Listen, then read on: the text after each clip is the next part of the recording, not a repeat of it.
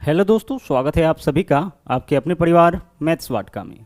दोस्तों, मैं हूं रुपेश यादव और इस वीडियो में हम लोग एनालिसिस करेंगे कल यानी कि 17 तारीख को मैथमेटिक्स का जो भी क्वेश्चन आपका पूछा गया है ग्रुप डी के अंदर उसको। खासतौर से हम लोग सेकेंड और थर्ड शिफ्ट के क्वेश्चन को यहाँ पे देखेंगे क्योंकि फर्स्ट शिफ्ट का बहुत सारा क्वेश्चन हम लोग ऑलरेडी देख चुके थे। देखिएगा, यहाँ पे पहला क्वेश्चन आपके सामने है। यहाँ पे पूछा यह गया था कि 100 और 200 के बीच 13 से विभाजित होने वाली संख्याओं का औसत कितना होगा। ध्यान से समझिएगा, इस तरह का क्वेश्चन हम लोग को सोल्व कैसे करना है। यहाँ पे ऐसे भी क्वेश्चन पूछा जा सकता था कि 100 और 200 के बीच 13 से विभाजित होने वाली कुल कितनी संख्याएं हैं। ठीक है, 13 से विभाजित होने वाली कुल कितनी संख्याएं हैं, और यहाँ पे क्या पूछा गया है कि 13 से विभाजित होने वाली सभी संख्याओं का औसत क्या होगा। कैसे सोल्व करेंगे, गौर से देखिएगा। यहाँ पे हम लोग सबसे पहले वैल्यू निकालेंगे ए का। ए मतलब क्या होगा, ए मतलब होगा फर्स्ट टर्म। इसके बाद हम लोग वैल्यू निकालेंगे टीएन का। टीएन का मतलब क्या होगा, टीएन का मतलब होगा लास्ट टर्म। इसको हम एल से भी डिनोट कर सकते हैं। ठीक है, तो सबसे पहले हम लोग क्या निकालेंगे, फर्स्ट टर्म, और उसके बाद निकालेंगे लास्ट टर्म। केवल यही दो चीज आपको निकालना है और आपका आंसर आ जाएगा। फर्स्ट टर्म का मतलब क्या हुआ, हमें क्या निकालना है, 13 से विभाजित होने वाली सभी संख्याओं का औसत। तो देखिए 100 और 200 के बीच में पहला संख्या कौन है जो 13 से कटेगा, तो 13 से अगर काटेगा तो 13 अठे 104, यानी पहला संख्या जो है वो आपका 104 है 100 और 200 के बीच में, जो कि आपका 13 से कटेगा। ठीक है, अब आखिरी संख्या देखते हैं कि 100 और 200 के बीच में कौन सा है जो कि आपका 13 से कटेगा। तो 13 से इसमें भाग करिएगा तो पता लग जाएगा। 13 एकम 13, क्या बचेगा यहाँ पे 7 70, 13 पंचे 65, यानी कि 5 अगर इसमें से हटा लेते हैं मीन्स कि 195 जो है वह आपका क्या होगा, 13 से पूरा पूरा कटेगा। ठीक है, 13 से इसमें भाग करिएगा, 13 एकम 13, क्या बच रहा है 7 70, 13 पंचे 65, 65 यानी कि 5 माइनस करने पर जो वैल्यू आएगा वह कटेगा, मीन्स कि 195 कटेगा। तो हमने सबसे पहले क्या निकाला कि 100 और 200 के बीच में पहला संख्या कौन है जो 13 से कटेगा। फिर हमने क्या निकाला, आखिरी संख्या कौन है जो कि आपका 13 से कटेगा। और अब हमें क्या निकालना है, हमें निकालना है 13 से कटने वाली सभी संख्याओं का औसत। तो कुछ नहीं करना है, औसत निकालने के लिए आपको बस फर्स्ट प्लस लास्ट बाई 2 करना है। क्या करना है आपको, फर्स्ट, तो फर्स्ट टर्म है 104 प्लस लास्ट टर्म है आपका 195, और दोनों को जोड़ करके 2 से भाग करिए, आंसर आपका आ जाएगा। क्या करना था यहाँ पे, सिर्फ फर्स्ट प्लस लास्ट बाई 2। ऐसा क्यों किए, क्योंकि लगातार आने वाली संख्याओं का जो औसत होता है ना, वह आपका होता है फर्स्ट प्लस लास्ट बाई 2। जैसे इस तरह से क्वेश्चन आ जाए आपका 3 है, 3 उसके बाद 5, उसके बाद 7, उसके बाद 9, उसके बाद 11। देखिए लगातार जो संख्या है वह 2 के अंतर पर, 3 के 2 5, 5 और 2 7, 7 और 2 9, 9 2 11, यानी यहाँ जो सीरीज बना है इसके 2 लगातार पदों के बीच का अंतर समान है। तो इसका औसत केवल फर्स्ट प्लस लास्ट बाई 2 करने से आ जाएगा। तो ऐसा कोई भी श्रेणी जिसके 2 लगातार पदों के बीच का अंतर समान हो, उसका औसत फर्स्ट प्लस लास्ट बाई 2 होता है। तो अगर हम यहाँ पे पहला पद 104 लिए हैं तो अगला कौन सा संख्या होगा जो 13 से कटेगा, 13 बढ़ा दीजिए 117, 104 कट रहा है तो अगला 117, फिर कौन 130। तो इस प्रकार से जो सीरीज आपका बनेगा उसमें 13-13 का इंटरवल होगा, मतलब एक ऐसा सीरीज तैयार होगा जिसके 2 पदों के बीच का अंतर समान होगा। इस वजह से इसका जो औसत होगा वह क्या होगा, आपका फर्स्ट प्लस लास्ट बाई 2। बस इतना कैलकुलेशन करना है, आंसर आपका आ जाएगा। ठीक है, यहां से क्या निकलेगा, एवरेज, जो कि आपका पूछा गया है।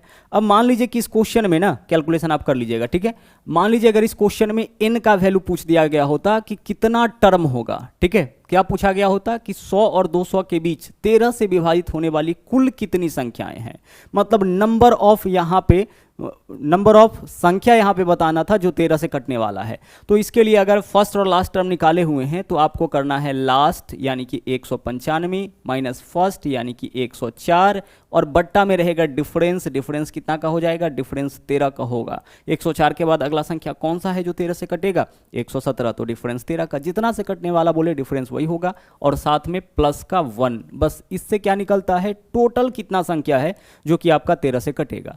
तो 195 में से अगर आप माइनस करते हैं 104 तो 91, 13 7 91, यानी इसका वैल्यू 7 होगा, 7 प्लस 1 यानी कि 8, तो कुल 8 संख्या है।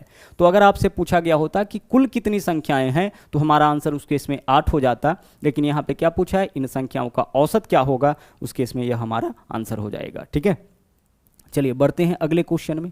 अगला क्वेश्चन देखिएगा यहाँ पे क्या है, यह जो क्वेश्चन है वह आपका पूछा गया है साइक्लिक क्वाड्रिलेटरल से यानी कि चक्रीय चतुर्भुज से। हमने आपको बहुत ही अच्छी तरीके से इस पूरे कॉन्सेप्ट को बताया है एक वीडियो के अंदर। चक्रीय चतुर्भुज किसको बोलते हैं? अगर किसी वृत्त के भीतर कोई चतुर्भुज इस प्रकार से है कि उसका चारों कोना वृत्त के परिधि पर हो तो वह आपका कहलाता है चक्रीय चतुर्भुज।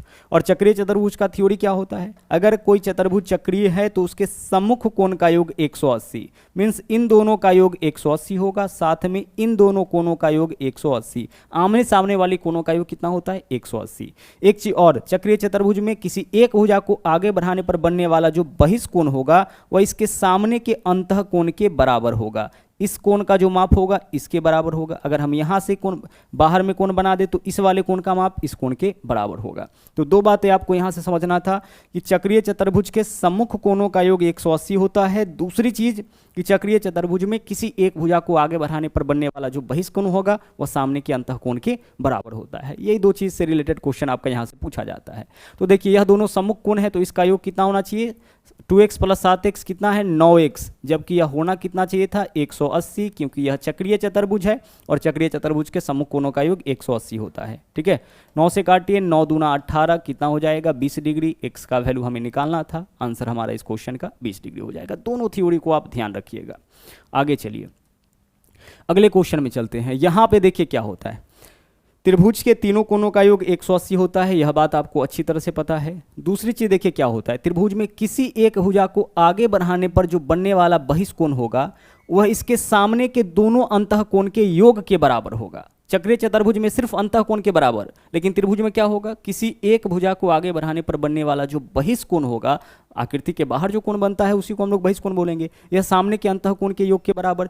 तो इसके भीतर में 70 और 50 है तो 7 5 12 यानी कितना डिग्री हो जाएगा? 120 डिग्री हो जाएगा। इसी कोण का माप पूछा था, आंसर हमारा 120 डिग्री हो जाएगा। चाहे लाइन इस तरफ खींचे, अगर इस तरफ लाइन खींचा जाए तो यहाँ जो बहिष्कोण बनेगा वह इन दोनों कोण के योग के बराबर होगा। अगर हम इस तरह से लाइन खींचे तो यहाँ जो कोण बनेगा है ना, इस कोण को छोड़ दीजिए, इन दोनों कोण के योग के बराबर होगा। पूछा क्या गया था? इस वाले कोण का माप हम लोगों से पूछा गया था। इसको हम ऐसे भी समझ सकते हैं। देखिए त्रिभुज के तीनों कोणों का योग 180 होता है तो 70 50 कितना हो जाएगा? 70 और 50 120, यानी कि यह वाला एंगल 60 होगा, तभी तो तीनों कोणों का योग 180 डिग्री। और तीसरा चीज यहाँ पे, दूसरा चीज कि सीधी रेखा पर 180 डिग्री का कोण बनता है तो यह पूरा मिला के 180, इधर 60 है तो इस वाले कोण का माप कितना होगा? इस वाले कोण का माप आपका 120 डिग्री हो जाएगा। ठीक है, चलिए आगे बढ़ते हैं। अगला देखिए, अगला क्वेश्चन आपका बेलन से पूछा गया था। 3D आकृति, जैसा कि हमने पीछे के क्लास में भी आपको बताया था कि सभी फॉर्मूला को बस आप ध्यान रखिएगा, चाहे वह 2D का हो या फिर 3D का हो, मेंसुरेशन का फॉर्मूला याद रखिएगा। फॉर्मूला पे ही आधारित क्वेश्चन आपका यहाँ से पूछा जाता है। ठीक है, क्वेश्चन क्या है? एक बेलन की त्रिज्या 7 सेंटीमीटर है, ऊंचाई 6 सेंटीमीटर है, तो इसका आयतन क्या होगा? हमें क्या बताना है इस क्वेश्चन में? हमें इस क्वेश्चन में बताना है बेलन का आयतन। और बेलन का आयतन हमें अच्छी तरह से पता है, होता है πr² × h, जहाँ पाई के स्थान पर क्या लेना है? 22/7 × r² के स्थान पर r का वैल्यू 7 है तो 7 का स्क्वायर यानी 7 × 7 × h के स्थान पर वैल्यू क्या लेंगे? 6 वैल्यू लेंगे। बस इसको कैलकुलेट करिए, आंसर आपका आ जाएगा। क्या करना है हमें? πr² h करना है। मान लीजिए कि वक्र पृष्ठीय क्षेत्रफल पूछ दिया गया होता तो क्या करते? 2πrh करते। बेलन का वक्र पृष्ठीय क्षेत्रफल 2πrh होगा। यहाँ पे देख लीजिए इसका आयतन क्या होगा? πr² h होगा। और अगर इसके संपूर्ण पृष्ठीय क्षेत्रफल की बात करें तो ऊपर और नीचे का जो बेस होता है उसका भी क्षेत्रफल हम लोग ऐड करते हैं। और बेलन का जो बेस होता है वह वृत्ताकार होता है, यानी πr² नीचे से, πr² ऊपर से, यानी 2πr²। तो इसी में जब हम लोग 2πr² ऐड करते हैं तो इससे क्या निकलता है? बेलन का संपूर्ण पृष्ठीय क्षेत्रफल। तो यह जो क्वेश्चन आप देख रहे हैं यह पूरी तरह से फॉर्मूला बेस्ड है। फॉर्मूला याद होगा, आसानी से क्वेश्चन का आंसर आप निकाल सकते हैं। क्वेश्चन घन से भी पूछा गया है, घनाभ से भी पूछा गया है, इन सभी जगह से क्वेश्चन आपका पूछा गया है। ठीक है, आगे चलिए अगला क्वेश्चन देखिए। बोला क्या है? बोला है एक वृत्त की त्रिज्या 7/2 है तो परिधि क्या होगा? कितना सिंपल सा क्वेश्चन है। देखिए परिधि क्या होता है वृत्त का? 2 पाई के जगह 22/7 × r का वैल्यू क्या दे रखा है क्वेश्चन में? 7/2 दे रखा है। ठीक है, r का वैल्यू 7/2 दे रखा है। सोल्व करिए, आंसर आपका आ जाएगा 2 से 2 कैंसिल, 7 से 7 कैंसिल, कितना बच गया आपका? 22, यानी इस वृत्त का परिधि 22 हो जाएगा। मान लीजिए इसका व्यास पूछता तो त्रिज्या का दोगुना कर देते, क्षेत्रफल पूछता तो πr² कर देते, कोई फर्क नहीं पड़ता है। ठीक है, आगे चलिए अगला क्वेश्चन में आइए। देखिए यहाँ पे क्या बोला है? बोला है 36 सेंटीमीटर को किलोमीटर में बदले, यानी यूनिट कन्वर्जन का यह आपका क्वेश्चन है। अब यूनिट कन्वर्जन के क्वेश्चन को कैसे बनाना है गौर से देखिएगा। यहाँ पे देखिए आप इसको याद रखिएगा, मिली senti decimetre Deccan hecto kilo, ठीक है, इसको आप याद रखिएगा। क्या है आपका मिली senti decimetre Deccan hecto kilo. नीचे की तरफ अगर हम आएंगे ना तो वैल्यू आपका बड़ा होता जाएगा, मिलीमीटर से बड़ा सेंटीमीटर, सेंटीमीटर से बड़ा है ना डेसीमीटर, उसके बाद आपका क्या है मीटर, डेकामीटर, हेक्टोमीटर, इस तरीके से मिली senti decimetre Deccan hecto kilo. जैसे जैसे नीचे आएंगे वैल्यू बढ़ता जाएगा और जैसे जैसे ऊपर जाएंगे वैल्यू क्या होगा, वैल्यू आपका घटता जाएगा, ठीक है। तो अगर हमसे पूछा जाए कि भाई मिली सेंटी डेसीमीटर, यह क्या है आपका मिलीमीटर है, ध्यान रखिएगा, यह क्या है सेंटीमीटर है, यह क्या है डेसीमीटर है, यह क्या है सीधे मीटर है, यह क्या है डेक्का, यहाँ पे क्या है आपका डेक्कामीटर है, ध्यान रखिएगा, यह क्या है हेक्टोमीटर है और यह क्या है आपका किलोमीटर है, ठीक है। चलिए इस चीज़ को ध्यान रखिएगा। अब सुनिए, अगर हमें मिलीमीटर से सेंटीमीटर में जाना है, जो अक्सर हम लोग जाते हैं, ठीक है, मिलीमीटर से हमें किस में जाना है, सेंटीमीटर में, यानी छोटी वैल्यू की तरफ आपको जाना है।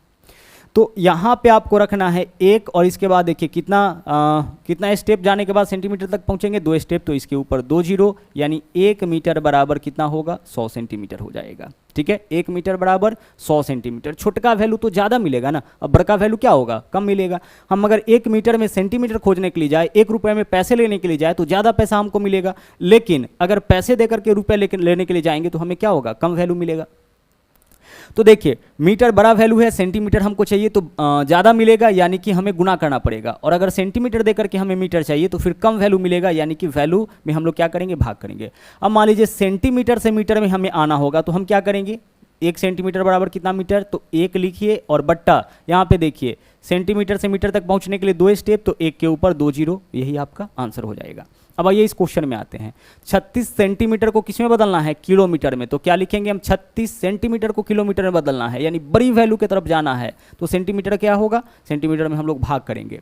अब किलोमीटर तक पहुंचिए सेंटीमीटर से, कितने स्टेप चलना होगा, 1 2 3 4 5 स्टेप चलना होगा, मतलब 1 के ऊपर कितना जीरो, 5 जीरो, ठीक है, 1 के ऊपर कितना जीरो, 5 जीरो। सेंटीमीटर यहाँ से चलना शुरू करना, यहाँ तक आना है, 1 2 3 4 5 स्टेप, तो 1 के ऊपर 5 जीरो, ठीक है। अब 36 में भाग करिए, 10 से भाग करने पर 1 अंक के बाद दशमलव, 100 से 2 अंक के बाद, इतना से भाग किए हैं तो 5 अंक के बाद दशमलव, तो 36 में 5 अंक के बाद दशमलव, 2 अंक तो है ही, इसके पहले 3 जीरो, यानी दशमलव हमारा यहाँ पे आ जाएगा, ठीक है। चलिए, तो इस तरीके से हम लोग अपने क्वेश्चन का आंसर निकाल सकते हैं। अगर मान लीजिए कि मीटर को किलोमीटर में बदलना होगा तो क्या करेंगे, मान लीजिए क्वेश्चन में देता कि 15 मीटर को किलोमीटर में बदलिए, तो 15 बट्टा क्या लिखते, 1, और मीटर से किलोमीटर में आने के लिए कितना स्टेप चलना होगा, 1 2 3, यानी बट्टा में कितना लिखेंगे, 1000, 15 बट्टा 1000, यानी 0 दशमलव क्या हो जाएगा, 0.015, इतना आपका किलोमीटर हो जाएगा, ठीक है। चलिए बढ़ते हैं अगले क्वेश्चन में, मिली senti decimetre Deccan hecto kilo, बस आप ध्यान रखिएगा। यहाँ देखिएगा क्वेश्चन क्या है, क्वेश्चन साधारण ब्याज से है, सिंपल इंटरेस्ट से। बोला है 2 साल में कोई राशि 700 रुपये हो जाता है, मतलब कि यह अमाउंट दे रखा है, ध्यान रखिएगा, कोई राशि 2 वर्षों में 700 रुपये हो जाता है। 700 रुपये हो जाता है मतलब मूलधन और ब्याज मिला करके 700 हो जाता है।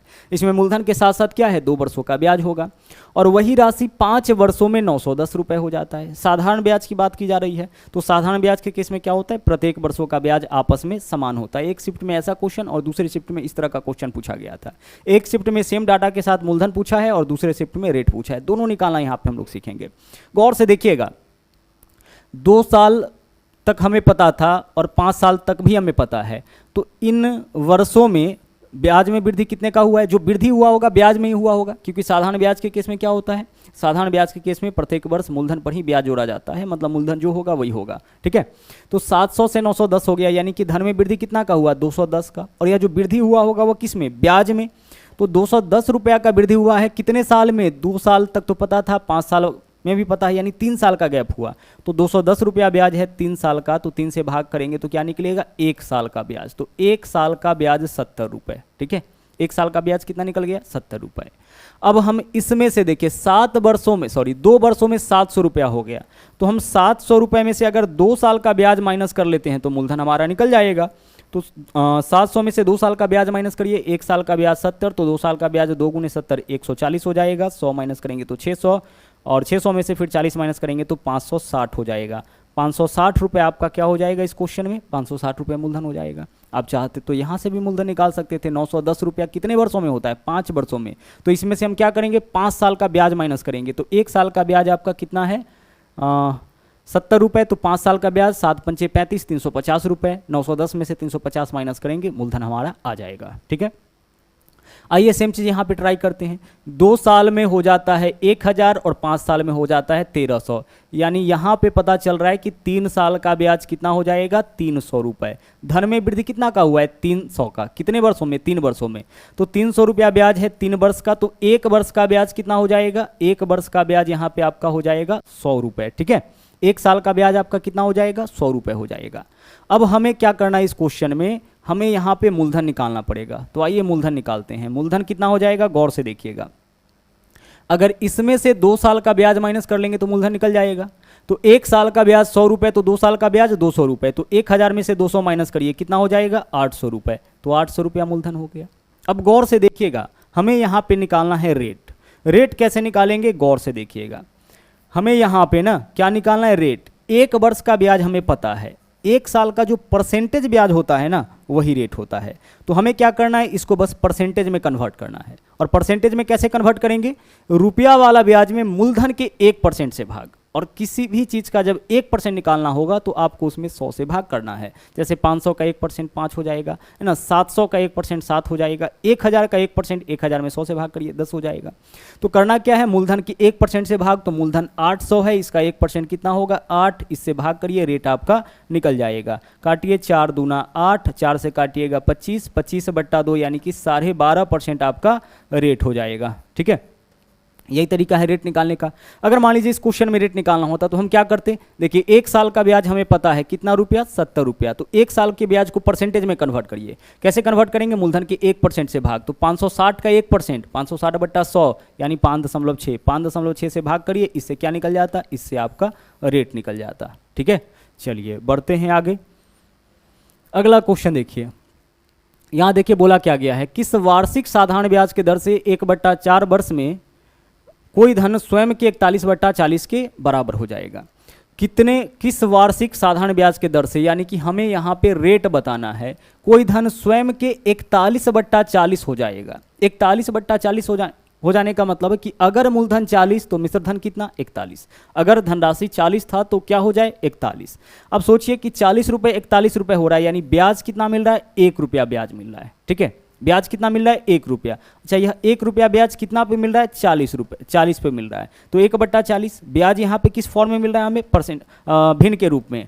अगर कोई भी डाटा भिन्न के रूप में हो, आप उसमें 100 से गुना करते हैं तो वह परसेंटेज में कन्वर्ट हो जाएगा। तो यह परसेंटेज ब्याज हो गया। और परसेंटेज ब्याज में अगर आप टाइम से भाग कर लेते हैं ना, तो आपका क्या निकल जाएगा, रेट निकल जाएगा। ध्यान रखिएगा, यहाँ पे हम लोगों ने क्या किया है, 40 से 41 हो गया, यानी कि 1 रुपया ब्याज कितना पे, 40 पे। तो ब्याज यहाँ पे किस फॉर्म में आया, भिन्न के रूप में। ब्याज अगर भिन्न के रूप में आया है, आप उसमें 100 से गुना करते हैं तो ब्याज परसेंटेज में कन्वर्ट हो जाता है।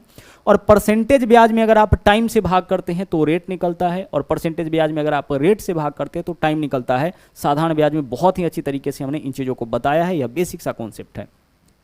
सोल्व करिए इस वैल्यू को। देखिएगा यहाँ पे 0 से तो आपका 0 कैंसिल हो जाएगा, यहाँ भी बट्टा में 4, यहाँ भी बट्टा में 4। जब क्रॉस करके करेंगे तो क्या होगा, 4/1, 4 से 4 कैंसिल, क्या बचा हमारे पास, 10। यानी रेट हमारा यहाँ जो होगा वह कितना हो जाएगा, 10% हो जाएगा। ठीक है, चलिए आगे बढ़ते हैं।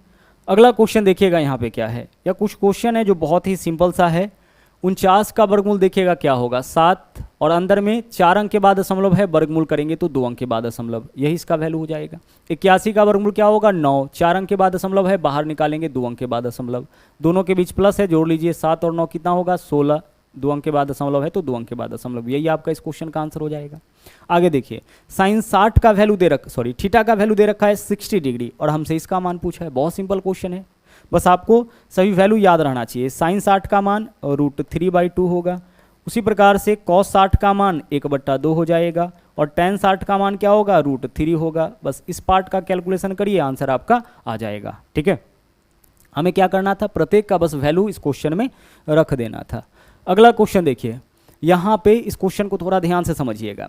बोला है कि दो संख्याओं का योग 430, क्वेश्चन को ध्यान से समझिएगा। दो संख्याओं का योग 430 और उसका HCF 43 है, तो ऐसे संख्याओं के कुल कितने जोड़े संभव है, यानी ऐसा कुल कितना जोड़ा संख्या हो सकता है जिनका योग 430 और HCF 43। अगर हम आपसे कहें कि दो संख्याओं का योग 7 है तो ऐसा कितना जोड़ा हो सकता है, तो सर 1 और 6 भी तो 7 हो जाएगा, 2 और 5 भी तो 7 हो जाएगा, 3 और 4 भी तो 7 हो जाएगा, फिर 4 और 3 मत करिएगा, यानी कुल मिला के कितना जोड़ा हो सकता है, यहाँ पे 3 जोड़ा संख्या होगा जिसका योग 7 होगा।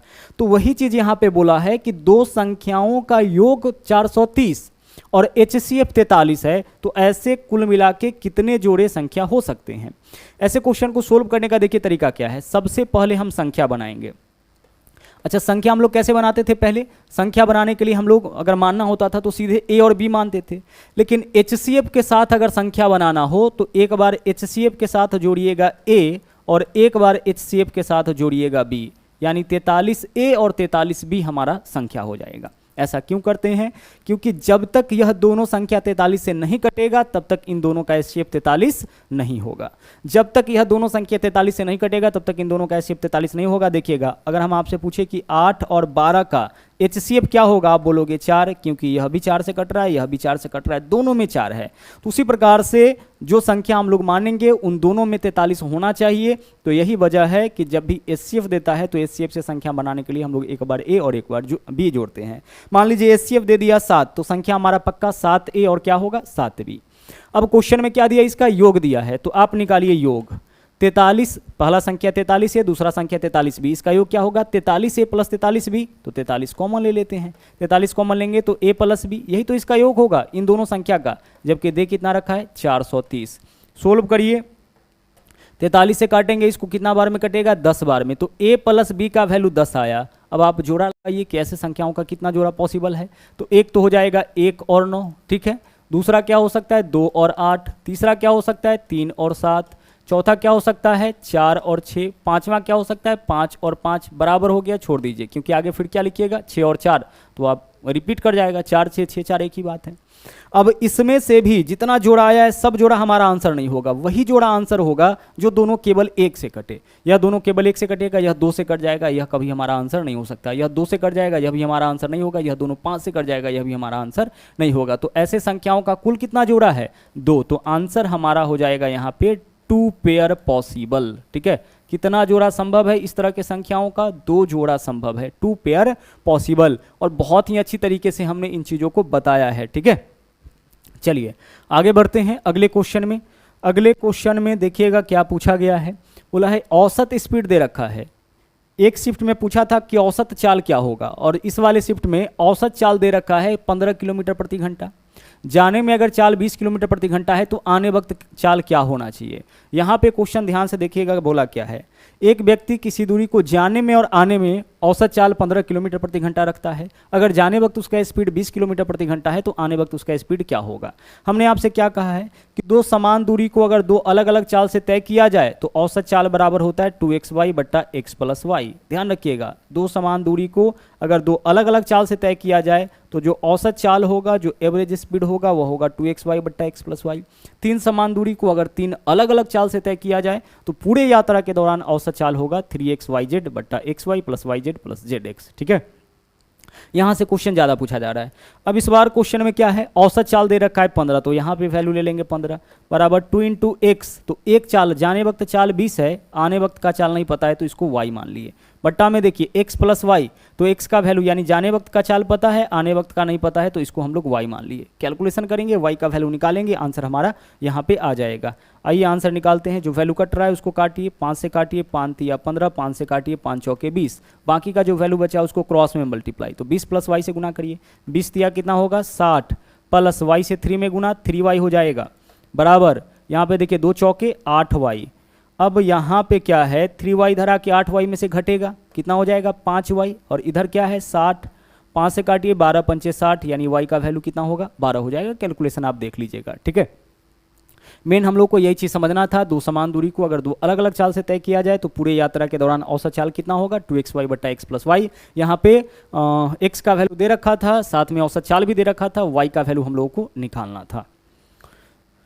आगे देखिएगा अगला क्वेश्चन क्या है। बोला है 1 रुपए में 10 वस्तु खरीदा गया और 8 वस्तु बेचा गया तो प्रतिशत लाभ या हानि क्या होगा।